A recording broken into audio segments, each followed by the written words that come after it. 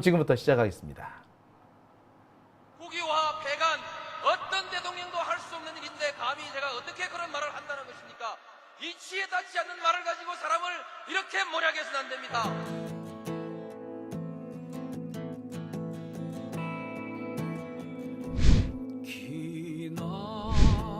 기나긴 밤이었거든 압제의 밤이었거든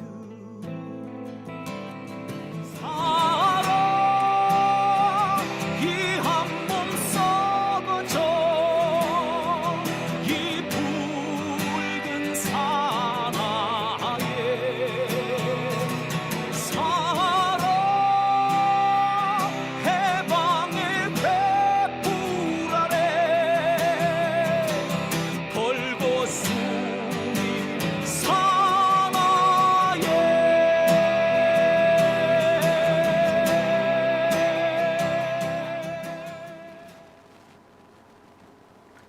네, 오밤중의 뉴스 함께하고 계십니다. 매주 일요일 이 시간에는 2분 뉴스 김대호 PD와 함께하는 순서 마련해놓고 있습니다. 일주일 동안에 있었던 정치권의 이모저모, 이런 일 저런 일을 모아보는 시간이죠.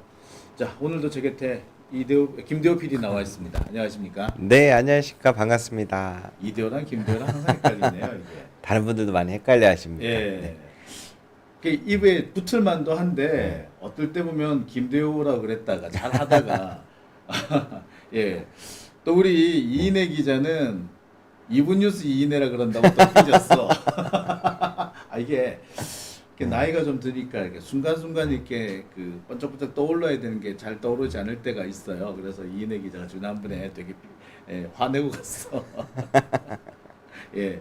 우리 이인혜 기자는 정치 루킹이죠. 네, 우리 김대호 PD는 이분 뉴스입니다. 자, 오늘 뭐 여러 가지 재밌는 주제를 준비해 오셨으리라 생각이 드는데 어떤 내용 준비하셨습니까? 이제 보통 제가 목요일에는 네. 그 주중에 이루어지는 일들에 대한 이야기를 나눈다면 일요일 같은 경우에는 주제를 여러 가지 고심을 하는데요. 특히 법사위나 청문회 같은 상임위가 있을 경우에 제가 또 그쪽을 중점으로 준비를 합니다. 왜냐면 이게 관심이 많으신 분들 같은 경우에는 그때 당시 다 보시는 분들도 있지만 그렇죠. 아무래도 이제 이게 대부분 평일에 이루어지고 이게 열 몇 시간 동안 이루어지다 보니 못 보신 분들을 위해서 짧게 어떤 느낌의 내용들이 있었는지 좀 요약해 보는 시간을 오늘 한번 가져보겠습니다. 지난주에 법사위도 청문회가 열렸었고 네. 그리고 과방위에서도 청문회가 열렸죠.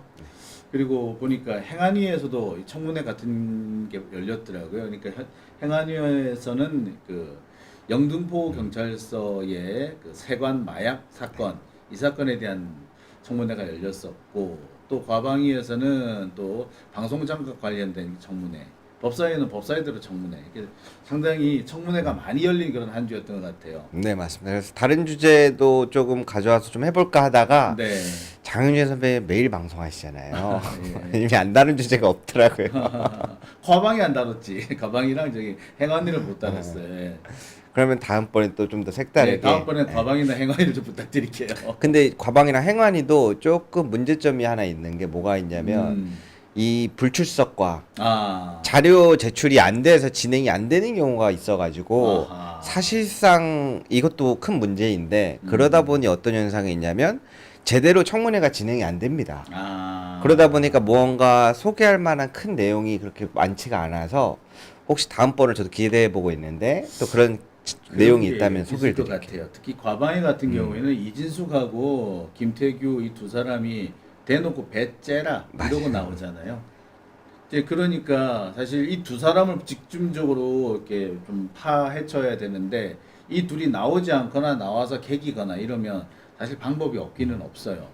뭐 제일 좋은 방법은 얘들도 탄핵이야. 솔직히 말하자면. 그래서 저도 고민을 많이 한 게 이런 모습을 보여드리는 것도 하나의 방법일 수도 있는데 방법일 뭔가 수도 있겠고. 조금 더 내용 있는 것들을 좀 보여드리고 싶어서 박진감 있는 걸로 하자면 법사위 따라올 데가 없죠.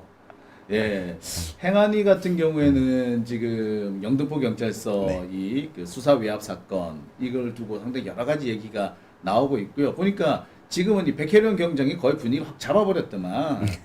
보니까 그 다른 증인들이 말을 못하더만요.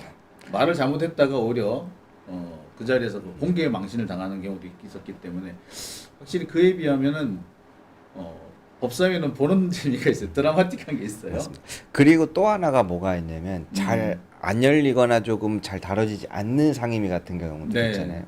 그럴 때 이제 법사위에 한 번씩 호소를 하시는 것 같더라고요. 의원분들이 자기 상임위들이 안 열린다. 이 주제 다뤄야 하는데 아하. 그런 내용도 사실은 법사위를 쭉 보고 있으면 아 어디 상임위가 무엇이 잘 안 열리는구나. 아, 이게 진행되고 있겠구나. 네. 예를 들면은 뭐 법사위 많이 나오신 국민권익위원장 이번에 하셨던 전인 의원님한테는 이야기를 들어보면 이번에 권익위에서 안타깝게 그 돌아가신 분. 네 계시잖아요. 억울하게 국장님. 네. 그런 것들이 상임위가 잘 안 열리고 있다라든가 이런 것들도 사실상 통해서 법사위까지 넘어오고 있는 단계여서 아무래도 법사위가 조금 더 중요도가 있다고 볼 수는 있겠습니다. 네. 네. 자, 지난주 법사위 역시 드라마틱했고 참 보는 재미가 있다. 한편으로 보면 화가 나기도 하지만 화가 나는 점을 조금 가라앉히고 보면은 재미는 있을 것 같기는 해요. 그죠? 네. 그래서 지난주 이 법사위에서는 어떤 일이 있었는지 좀 하이라이트를 준비해 보셨다고요? 네, 그래서 저희가 지난번 시간대에는 네. 앞으로 민주당이 검찰 세력과 조직과 약간 전면전으로 붙을 걸로 예상된다라고 소개를 그랬죠. 드렸었는데 그러면은 그 진행이 어떻게 됐는가 한번 제가 영상 자료를 준비해 봤습니다. 그래서 법사위가 정말 검찰과 전면전 시작했는가? 네. 네. 중간 점검인데 예, 시작한 걸로 일단은 판단하셨네요. 네. 네, 좋습니다. 그러면 어떤 영상들이 있는지 일단 영상부터 하나씩 보죠. 첫 번째 영상부터 보시겠습니다. 법무부 장관님, 이 검사하고 장시호하고 어떻든 세계의 인물이에요. 오빠, 오케이 이렇게 하면 돼요, 안 돼요? 제가 말씀드릴 내용은 아닌 것 같습니다. 안 되죠. 아니기는요, 돼요, 안 돼요? 그걸 답을 못 해요? 돼요, 안 돼요? 오빠라는 호칭을 했다는 게 무조건 불법하다고 검사한테 오빠 부적격하다고 할 수 그러니까 있습니다. 오케이 하는 게 돼요, 안 돼요? 그게 검사도- 다시 한번 더 얘기해보세요. 뭐라고요? 검사도 여동생도 있습니다. 네, 오빠라는 그래서- 호칭이 안 됩니까? 저는 저 내용 자체가 네. 오늘 의원님께서 말씀 말씀하신 잘하셨어요. 내용에 네. 저 내용에 장시호 뭐 한데 저 내용 자체를 모르는데 자꾸 저렇게만 해놓고 당부를 물으시면 제가 대답하기가 너무 저렇게만 어렵지 않습니까? 해놓고라뇨. 저 내용 이런 거를 자체를- 왜 준비를 안 해오세요? 검사가 그렇게 수사를 수십 번을 불러내서 해놓고 나중에 오빠 동생하고 그리고 사적인 대화 나누고 사적인 관계하고 그리고 숙박 공유 숙박 시설도 들어보세요. 너 때문에 너무 고마웠어라고 하고 공유 숙박 예약해주고 이거 협력관들 뭐 하십니까? 이거 법무부 장관에게 안 보여드립니까? 저거는 지금 장시호와 정다은이라고 돼 있지 않습니까? 저게 장시호와 김영철이 머물렀다 갔다라고 하는 공유 숙박시설을 예약해준 사람이 정다은이고 그 정다은에게 고맙다고 문자를 보내고 그 정다은에게 다시 공유 숙박시설 비용을 보낸 내역이 있는 그런 내용이에요. 왜 대한민국에서 이런 일이 일어나는 거죠? 왜 이런데 아무도 말 못하는 거죠? 왜 이런데 아무도 수사를 못하는 거죠? 개탄.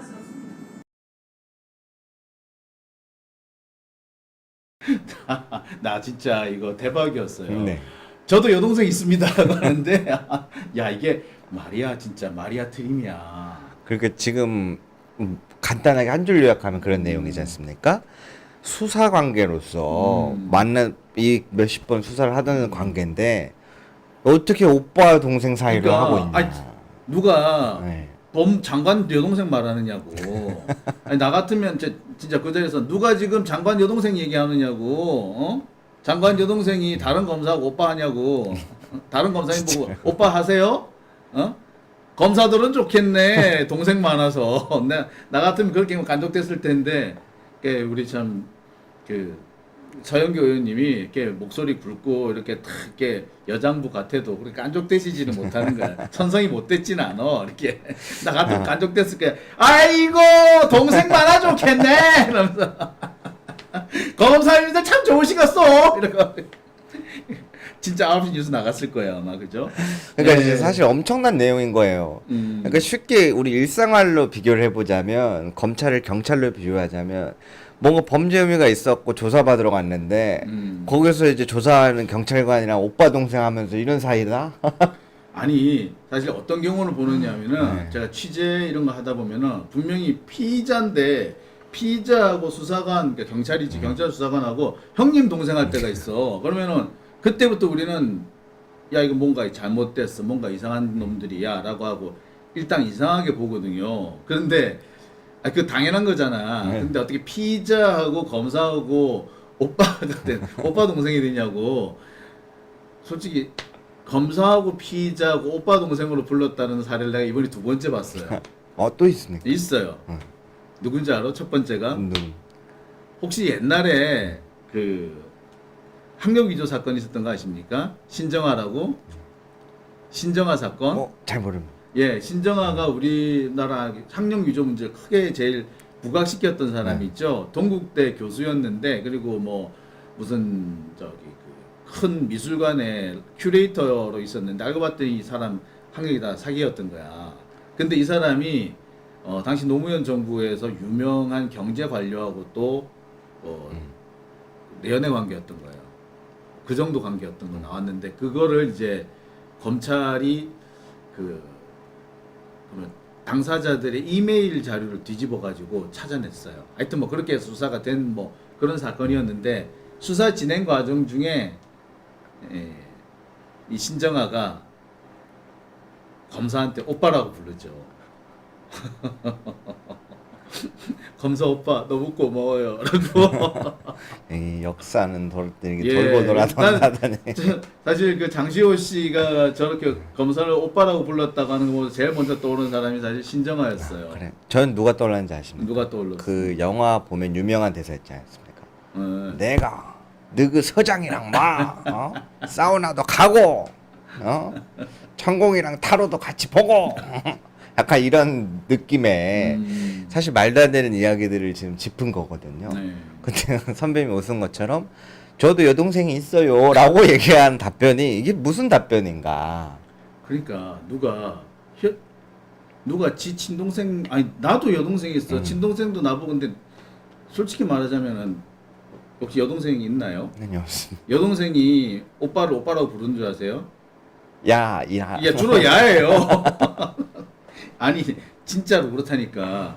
나 보면서 참 이게 참 우리나라 검사 수준이구나. 나 보면서 탄식을 했다니까 또 말할 필요를 못 느끼겠어. 진짜 저럴 때는 대응은 딱 하나밖에 없는 것 같아. 아이고 검사님들은 여동생 많아 좋으시겠어. 라고 하는 수밖에 없어요, 진짜. 근데 잠깐 다른 이야기인데 원래 보통 여동생 있는 친구들이 있거든요. 여동생 있는 친구들이 오빠를 야라 안 부르고 오빠라고 부를 때는 딱 한 가지 드는 것 같더라고요. 그치. 뭔가 부탁할 게 있을 때 부탁할 게 있을 때. 오빠 약간 이렇게 부르더라고요. 그래서 지금 아무튼 보신 것처럼 굉장히 지금 강한 이야기들이 쏟아지기 시작했습니다. 참, 그러니까 지금 저렇게 법무부 장관이 나왔다는 거, 저런 식으로 나왔다는 거는 할 말이 없다라는 거예요, 사실은. 그렇죠. 그러니까 어떻게 보면은 이게 말이야 판구야 이렇게 할 정도의 이런 어처구니 없는 말을 썼다라는 거는 이제 그동안에 이렇게 막아보고 저렇게 막아보고 했지만 더 이상 막을 게 없더라. 이제 쉴드도 한계에 부딪혔다. 뭐 이렇게 볼 수 있는 것 같아요. 맞습니다. 그래서 저도 사실 조금은 걱정됐던 점들이 검찰 개혁을 앞으로 해야 되는 과제를 두고 있고 그럼 이제 검찰 전면전을 어떻게 부딪히게 될까 그 기세나 분위기도 굉장히 중요한데 좀 걱정스러운 부분이 있었는데 오히려 반대로 제가 쭉 보면서 이거는 세다. 요즘 저희식 표현을 하면은 민주당 법사위 씨다 씨. 씨다. 예, 좋습니다. 네, 그렇게 지금 스타트가 이렇게 진행됐다고 보시면 되고요. 그런데 항상 보면은 법무부 장관이 저렇게 간족되고 또 옆에서 보면은 검사 출신 국힘당 국회의원 뭐 3분 계시죠? 네. 3인방 거기도 보면은 주진우, 곽경택, 유상범 이 3분인데 이분들은 또 어떻게 했는지 궁금하네요. 네, 그래서 다음 영상은 국민의힘 의원들이 어떻게 반응하고 이야기를 하는지 준비해봤습니다. 자, 다음 영상 보시겠습니다. 민주당의 그 주장이 이제 거의 억지로 밝혀지고 있습니다.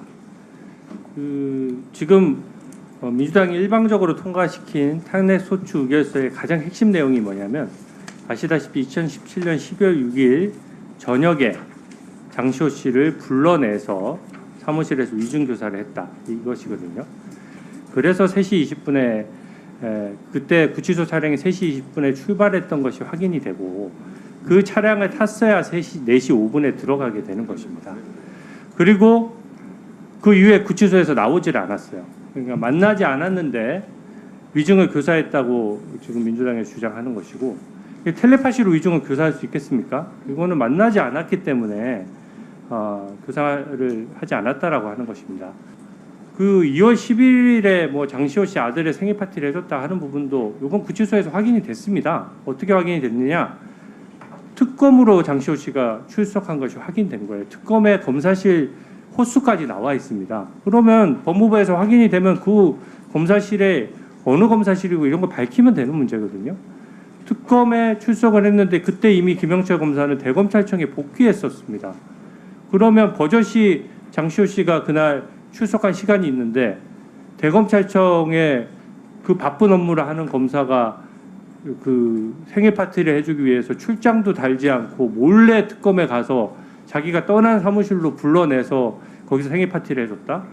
이거는 일반적으로 이 정도로 의혹 제기를 하면 명예훼손에 다 걸리는 사안이고요. 낮에 대검찰청에 가서 특검에 생일 파티 해줬다. 너무 억지고 기본적으로 사과해야 할 사안이라고 생각합니다.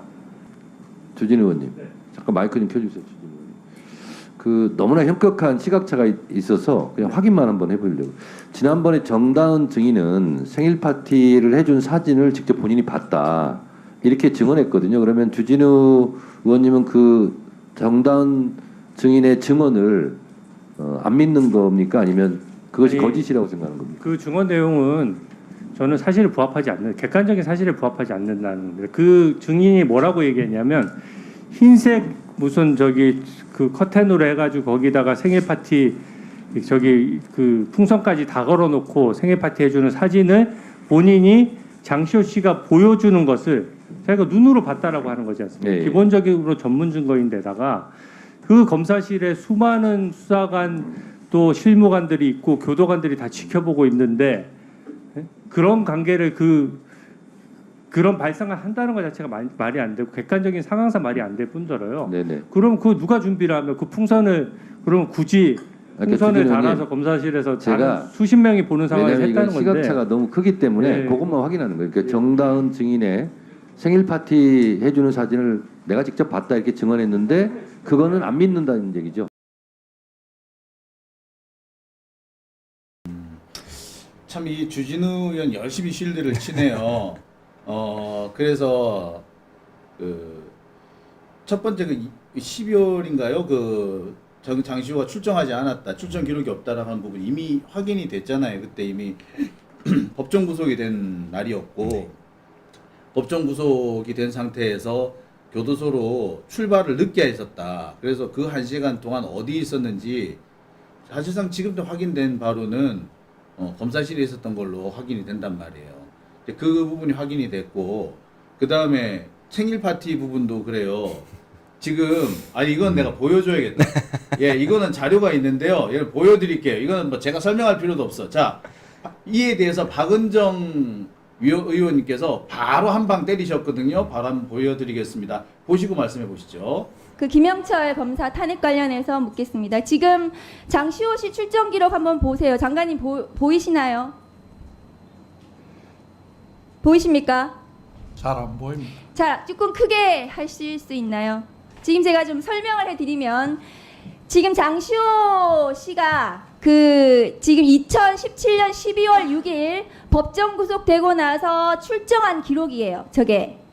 저 조사실을 한번 보세요. 1112호, 1112호, 1112호. 1112호 특검 조사실일까요? 장관님 어떻게 생각하세요? 저는 저 1112호가 어딘지 정확하게 모르시죠? 알고, 예. 특검 조사한다고 지금 불렀어요. 1심 선고 난 후에 왜 저렇게 일요일 날 많이 불렀는지 저는 알 수가 없는데 지금 저거 다 조사했을까요? 저 횟수를 보면 1112호는 거의 특검 조사실로. 그렇죠. 그렇게 저희도 볼 수는 있는데 1114호도 저 밑에 있어요. 1114호는 서울중앙지검 반부패 2부장실입니다. 그리고 밑으로 좀 더 내려가서 해주세요. 1106호가 나와요. 저 1106호는 2018년 2월 5일 김영철 검사가 대검 연구관으로 발령난 이후 1106호가 김영철 검사실이에요. 반부패 연구관실. 대검과 중앙지검에 장시호 불렀다는 지금 의혹이 나와 있어요. 저기 무슨 장소인지 모르겠어요. 특별검사실이라고 돼 있는데. 특별검사실이라고 적혀는 있어요. 근데 특검 사무실에는 1106호가 없습니다. 저희가 이 사무실 가봤거든요. 1114호실도 없어요. 저는 저게 박영수 특검의 특검 건물에는 1114호와 1106호가 없습니다. 그 내용은 공교롭게도 김영철 검사 반부패 연구관에 대검의 1106호가 반부패 연구관실입니다. 도대체 장시호 씨를 왜 저렇게 많이 불러가지고 일요일 날 저거 조서가 다 있는지 모르겠어요. 1심 선고 이후인데 조사 다 했겠죠, 법무장관님. 자, 여기서 바로 다 드러났잖아요. 완벽하게 그냥 반박이 됐는데 주진우 의원은 저 내용을 모르셨나 보군요. 제가 항상 준비가 잘 안 되어 있는 것 같다는 말도 했는데, 근데 여기서 제가 느낀 점은 엄청나게 큰 실수를 하나 했다고 봅니다. 네. 왜냐면 준비가 안 돼서 내용을 못해서 실드를 못 칠 수는 있다라고 봐요.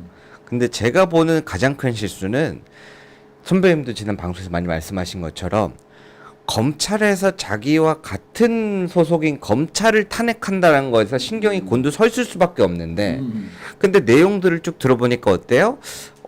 야, 이거는 아무리 우리 편이라도 좀 문제가 있는데 싶은 영상을 제가 첫 번째 서영교 의원을 통해서 보여드렸고, 그러면 지금 국민의힘은 여당 입장에서 그리고 검찰의 입장에서 자신들을 대변해 줄 수 있는 아군이라고 인지가 되는가.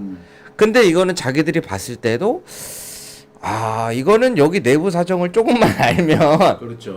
어떻게 볼 수 있는지가 바로 판단이 나오는 사안들이기 때문에 사실상 저는 여기서 주진우 의원이 여당의 입장에서 실드 치는 것도 실패했고, 검찰들이 자기들의 새 조직과 과연 같이 갈 수 있는 거에 대한 그 시각에서도 한 발 더 멀어졌다.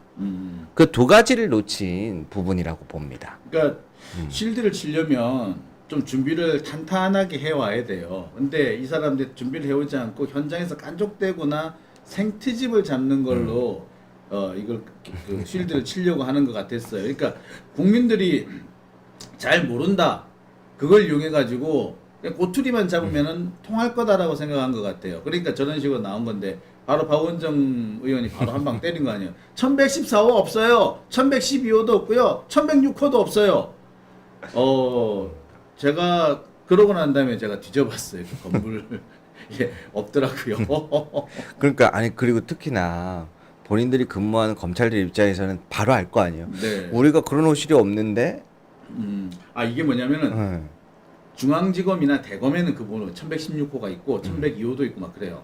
근데 특검 옛날 박영수 특검에는 거기가 검찰청 건물이 아니잖아요. 일반 개인 건물 렌트해서 한 거거든요. 근데 그 일반 건물 그 안에 보면은 사실 1114호씩이나 나올 수가 없어요. 보통 10호 이내로 다 사무실이 끊어져요. 그러니까 1112호, 1114호가 나온 거는 말이 안 되는 거였던 거예요. 근데 그걸 이제 특검 사무실이라고 뻥을 친 거예요, 한마디로. 그럼 이제 아무래도 이번 사건을 그냥 중립적인 시각에서 바라봤을 때, 원래 사실 검찰도 공무원이니까 중립 의무가 있잖아요. 근데 그걸 잘 요즘 안 지켜진다고 느끼는 건데, 중립적인 시각에서 봤을 때 아무래도 기세는 민주당 쪽으로 확실히 우세하다라는 거를 볼 수 있는 장면들이었던 것 같습니다. 근데 전 법무부 장관이 제일 당황했을 것 같아요. 특검 사무실이라고 돼 있지 않습니까? 가봤는데 없어요. 순간 얼마나 당황했을까. 그러니까 여기서 보면은 이 지금 박성재 법무부 장관이 얼마나 뻔뻔스러운 사람인지 드러나는 거예요. 표정에 거의 변화가 없잖아요. 나 같으면 얼굴빛이 다 드러났을 거야. 그래서 장영진 당황했다 막 이렇게 댓글 올라오고 그랬을 텐데, 예, 법무부 장관은 멀뚱멀뚱 있는 거 보니까 그러면서 좀 참 뻔뻔스러운 것 같아요. 아니 특검 사무실에는 1170명. 예, 참 나 같으면 되게 뜨아했을 것 같은데. 저는 솔직하게 잘 모르겠어요. 지난번에는 막 처음에 청문회 열렸을 때는 중간에 나갔거든요. 네, 나갔죠. 네. 그랬는데 이번에는 뭐하러 앉아 계신지 사실 잘 모르겠어요. 예, 예. 지금 중간에 나가면은 여론이 안 좋아질 거라는 거를 지금 지금 상당히 생각을 하는 것 같아요. 지금 전체적으로 보면 검사 탄핵과 관련해 가지고 국민들 여론은 탄핵을 해야 한다는 쪽이에요. 그 왜 그러냐? 우리나라 사람들이 그동안 검찰에 대해서 맺힌 게 많았더라고. 뭐 정의로운 검사, 대한민국의 정의로운 검사는 없다고 해도 과언 아니에요. 그러니까 그냥 오히려 상식적인 보통 사람들의 일반적인 상식만 가져도 좋겠다라고 하는 수준이라고 해야 될까요? 저 선배 그 얘기 들으니까 진짜로 국회법을 조금 하나 추가했으면 좋겠어요. 어떤 거예요? 이 국회 방송을 전면적으로 틀어줘야 된다고 봐요. 아, 왜냐면 제가 지난번에 유튜브에서 막 이렇게 상임위 영상들을 틀어줬는데 다른 어떤 분들이 들어와서 뭐라고 여쭤보시냐면 TV로 보려면 몇 번을 틀어야 되냐고 물어보시더라고요. 국회 TV가 이것까지 중계를 안 하죠. 그러니까요. 저는 이거 틀어줘야 된다고 봐요. 그렇죠. 그러네요. 그러니까 처음 보셨나 보더라고요. 얼마나 그렇겠네. 그분들은 또 정말 당황하셨겠네요. 참 그러네. 이런 게 꼭 필요한 것 같습니다. 자, 그런 의미에서 우리 세 번째 준비한 영상 한번 볼까요? 세 번째는 어떤 영상인가요? 세 번째 짧게 설명을 드리자면 지난번에 한번 말씀드린 있습니다. 법사위 자체의 권한이 네. 사실은 뭐 법적인 역할에 대한 체계자구 심사도 여러 개가 있지만 피감기관, 뭐 법원, 행정처 그 밑에 구치소 이런 것들도 다 법사위 권한 안에 들어있는 기관들이거든요. 네. 일부 몇몇 인사, 주요 인사들이라고 보는 사람들은 여당에서 실드를 쳐줄 수는 있겠지만 그 밑에까지 내려가기 시작하면 어디까지 실드를 쳐줄 수 있을 것인가. 그 어디까지? 부분에 대해서 한번 이야기를 했던 적이 있거든요. 네. 그러한 부분을 볼 수 있는 부분일 것 같습니다. 네. 영상으로 먼저 보시죠. 영상 일단 보시고 계속 말씀 이어가 보겠습니다. 네, 신용의 교정본부장이시죠? 네, 그렇습니다. 전국에 있는 구치소, 교도소 관할하시죠? 네, 그렇습니다. 저희가 민주당뿐만 아니라 국민의힘이 서울구치소 현장 검증 다녀온 건 다 알고 계시죠? 네, 알고 있습니다. 그리고 저희가 자료 제출 요구한 것이 굉장히 부실을 했다. 그리고 또 제가 오전에 거의 사기에 가까웠다 이렇게까지 말을 했는데 그거에 대해서 잘 대응했다 이렇게 격려한 사람이 교정본부장입니까? 잘 대응했다 이런 거는 아니었습니다. 현황 뭐였습니까? 보고를, 예? 뭐였습니까? 전체적으로 경과 보고를 받았고 전체적으로 서울구치소에 준비하느라 수고했다. 잘 끝났으니까 격려한 사실이 있습니다. 그럼 꾸짖지는 않고 격려한 게 맞네요. 꾸짖을 이유는 없었다고 생각합니다. 아니 지금 허위 보고했다고 지금 의원들이 지금 문제제기가 심하게 있는데 그거에 대해서는 어떤 입장이세요? 그 의원님들 조금 오해가 있으시다고 생각을 하고 있습니다. 무슨 오해가 있어요? 서울구치소에서 자료 협조를 다 못 해드린 거는 여러 가지 관련 규정, 헌법이라든지 여러 가지를 파악해서 본부장님, 네네. 법원에 제출하는 자료가 따로 있고 국회에 네. 제출하는 자료가 따로 있습니까? 똑같이 요구했는데 똑같이 요구했지만 법원에는 아무래도 좀 전반적으로 법원에서는 그게 좀 공개가 될 유출이 될 우려가 조금 덜한 편이고. 그래서 유출이 안 됐습니까? 공개가 안 됐습니까? 공개가 교정본부장님 네네. 지금 그걸 답변이라고 하고 있어요?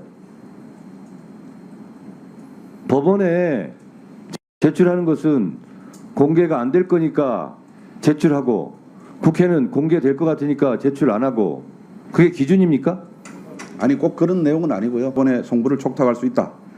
제 344조 문서의 제출 의무. 자, 알았어요. 예예. 자, 법원에서 제출할 때는 이렇게 제출하게 돼 있어요. 국회에서도 국회법과 국회 증감법에 의해서 의결한 자료는 모든 행정기관 다 제출을 하게 될 의무로 돼 있어요. 왜 안 했습니까? 네, 잘하고 있습니다. 법원에는 그 조항대로 했고, 근데 국회법은 법원법하고 달라요? 물론 그 법률 조항도 제가 여보세요. 대한민국의 모든 법은 그 법을 지키라고 있는 거예요. 법원에서 요구하는 자료는 제출해야 되는 법이고 국회와 국회 증감법에서 의결로서 제출해야 될 의무가 있는 것을 안 지켜도 되는 거예요? 아닙니다. 왜 그래요? 근데 그 해석에 있어서 좀 차이가 뭘 있고 해석이에요? 부분에 대한 해석을 제가 조금 다르게 좀 했었습니다. 그래서 그 부분에 전체적으로 해석을 해서 자 읽어드릴게요. 국회에서의 증언 감정 등에 관한 법률 제4조 공무상 비밀에 관한 증언 서류 등의 제출 국회로부터 공무원 또는 공무원이었던 사람이 증언의 요구를 받거나 국가기관이 서류 등의 제출을 요구받았을 경우에 증언할 사실이나 제출할 서류 등의 내용이 직무상 비밀에 속한다는 이유로 증언이나 서류 등의 제출을 거부할 수 없다. 알았어요?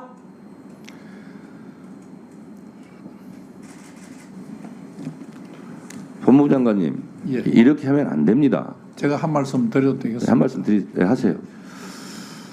위원님 말씀대로 상임위에서 의결로 요구한 각종 자료를 적극적으로 제출해야 한다는 데 대해서는 저희들도 다 공감하고 있습니다. 그리고 그 제출한 내용이 좀 미흡하셨다는 부분에 대해 미흡하게 느끼셨다는 부분에 대해서는 저희들이 유감으로 생각하고 향후 더 개선하도록 하겠습니다. 근데 다만 국회에서의 정언 감정에 관한 법률 규정이 있다고 하더라도 그 규정 외에도 헌법적인 고려, 그러니까 헌법에 있는 권력 분립과 관련된 조항이라든지 기본권과 관련된 각종 조항이라든지 그 외에 또 다른 공공기관의 정보 공개에 관한 법률이라든지 기본 개인정보보호법에 관한 규정 이런 부분들도 종합해서 제출 여부를 결정할 수밖에 없다는 점도 위원장님께서 좀 이해를 해주시면 감사하겠습니다. 자, 하고는 다른 법률이 충돌한 내용이 혹시 있을지 모르기 때문에 다른 법률에도 불구하고 제출해야 된다 이런 거 아닙니까? 그러면 다른 법률을 교정본부장도 얘기했고 지금 장관도 얘기했어요. 그렇기 때문에 다른 법률에도 불구하고 제출하라 이런 얘기입니다. 그래서 헌법을 운운하시는 것은 그럼 이 법이 헌법에 위반되는 거냐? 제가 당연히 이렇게 물어볼 수밖에 없어요. 근데 그건 또 아니라면서요. 그러면 지켜야 되는 거예요. 헌법에 내재적 한계가 있는 법원 행정처장님, 예, 판사 출신이니까 제가 그러면 추가로 물어보겠습니다. 다른 법률에도 불구하고 제출해야 된다는 것은 다른 법률이 이러저런 게 있겠죠.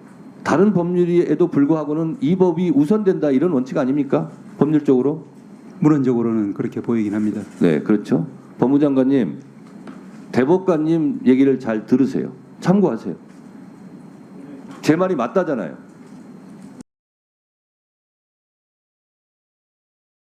네, 법무장 참 구질구질하네요. 어떻게 저런 헌법의 내재적 한계가 어때서?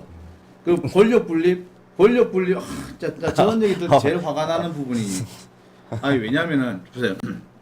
권력 분립이 기본이 뭐겠어요? 권력 분립이 뭐예요? 그거는 국회가 있기 때문에 권력 분립이 있는 거예요. 그 다음에 법치 운운하는데 법을 만드는 데가 어딥니까? 국회예요.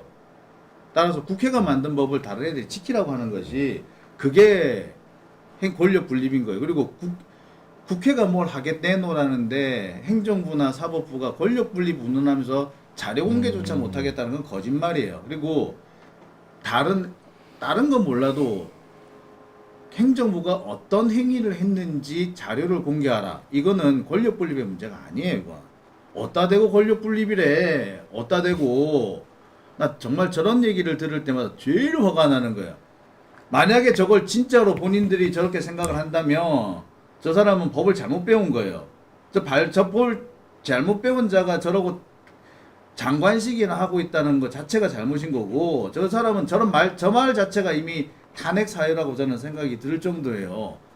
아니 그 다음에 개인 진짜 자 지금 정청래 위원장이 화를 아까도 버럭 내셨는데 낸 부분이 바로 요겁니다. 잠깐만요.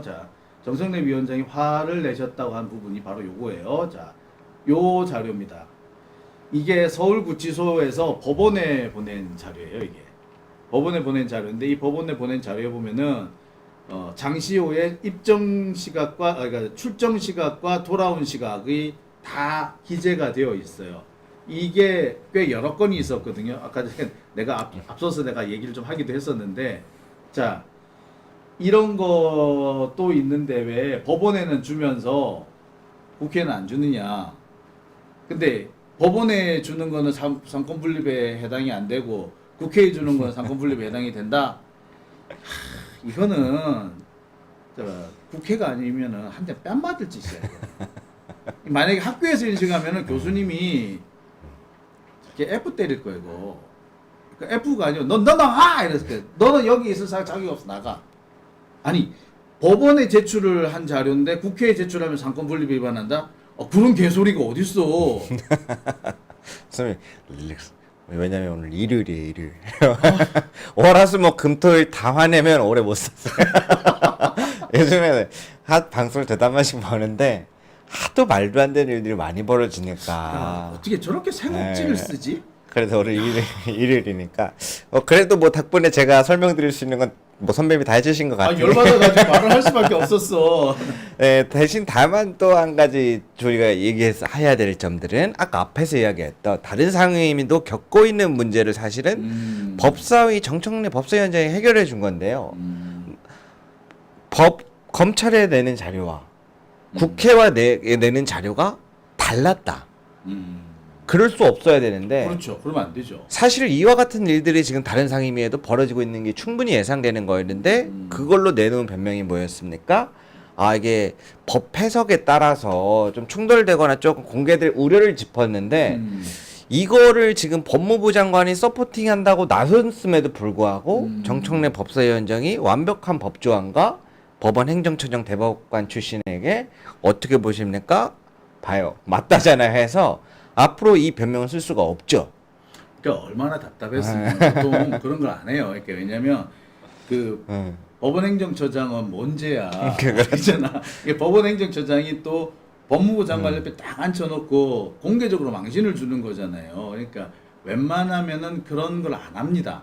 안 하는데 오죽 답답했으면 물어봤겠어요. 그리고 법원행정처장도 웬만하면 법무부 장관이 창피 안 당하게 하려고 그렇죠, 하겠죠. 그렇죠. 근데 원론적으로는 그렇게 볼 게 맞습니다. 네. 이렇게 할 정도면 얼마나 본인이 보기에도 황당했겠어요. 네, 제가 판단하기 좀 힘들 것 같습니다. 이렇게 할 법도 그렇게 했는데 하죠. 네. 이게 너무나 기본적인 소환이다 보니까 그래서 제가 봤을 때는 이게 되게 짧은 영상에 화나는 포인트도 여러 개가 있었지만 생각보다 전체적인 상임이 이뤄지는 일들을 보았을 때 굉장히 큰 역할을 한 거다 이번에. 그래서 이 부분을 꼭 소개하고 싶었습니다. 한편 화가 나는데 이게 네. 정말 지금 국힘당 그다음에 지금 검찰 정권의 본 모습이다라는 얘기를 꼭 좀 전해드리고 싶네요. 네. 그리고 저 오늘 잘 뽑아왔어. 보니까 분명히 제가 한 봤던 장면인데 다시 보니 화가 나네. 왠지 그리고 또 아쉬운 부분들도 있었습니다. 왜냐하면 법사위 시간이 너무 길어서 12시간 가량 되기 때문에 편집이 들어가서 10분, 20분 안에 설명하려다 보면 또 대우 씨 이런 부분을 왜 안 넣었어요? 아쉬운 부분도 있을 수 있는데요. 그런 건 제가 다음에 좀 더 다양하게 뽑아보도록 하고요.